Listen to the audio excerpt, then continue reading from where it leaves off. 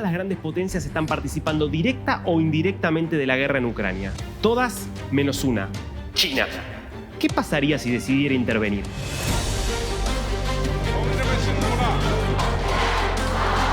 Estados Unidos acusa a Rusia de haber solicitado ayuda financiera y militar a China para sostener una campaña que está resultando mucho más difícil y costosa en Ucrania.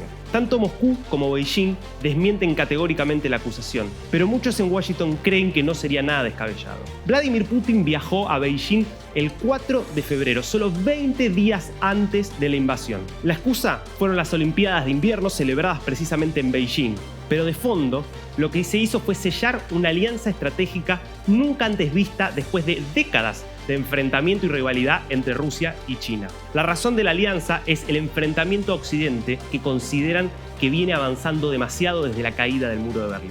Todo indica que Putin le anticipó al menos parte de su jugada a Xi Jinping, porque pasaron solamente 24 horas de la ceremonia de clausura de los Juegos Olímpicos cuando el presidente ruso declaró la independencia de las repúblicas separatistas de Donetsk y Lugansk, lo que fue un anticipo de la invasión que se concretó el 24 de febrero.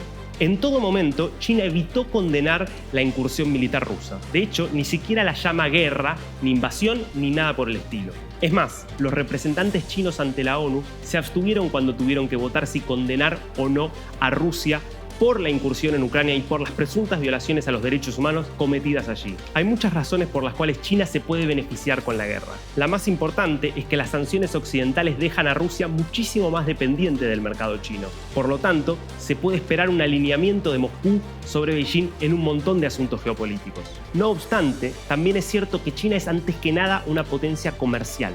Y para seguir siéndolo necesita una economía global estable y abierta. Desde esa perspectiva, la guerra es un pésimo negocio. Por eso, hay indicios de que China está empezando a involucrarse más activamente en el conflicto. El más claro fue la reunión de 7 horas que mantuvieron esta semana en Roma el consejero de Seguridad Nacional de Joe Biden, Jake Sullivan, y Yang Jiechi, que es un asesor especial de Xi Jinping. En todo momento hablaron del tema Ucrania.